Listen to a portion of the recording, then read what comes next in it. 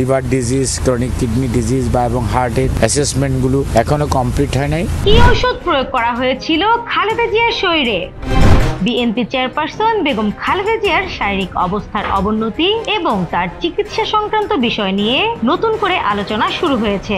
বর্তমানে তিনি লন্ডনের একটি নামী হাসপাতালে চিকিৎসাধীন আছেন। বিএনপির প্রধান চিকিৎসক ডক্টর এজএডএম জাহিদ হোসেন তার বর্তমান শারীরিক অবস্থার জন্য যথাসময়ে সঠিক চিকিৎসার অভাবকে দায়ী করছেন।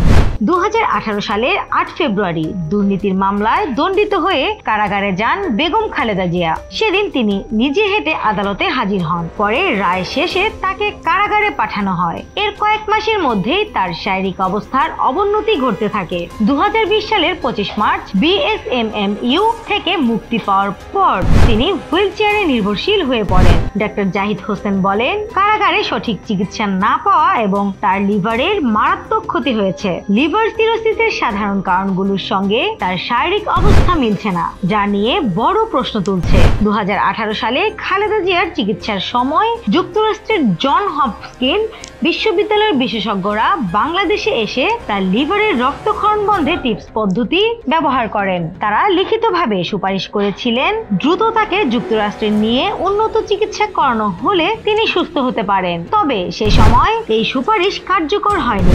বর্তমানে লন্ডনের ক্লিনিক নামক বিশ্বখ্যাত হাসপাতালে চিকিৎসাধীন বেগম খালেদা জিয়া। 93 বছর পুরনো এই হাসপাতালটি জটিল রোগের চিকিৎসায় বিশেষজ্ঞ।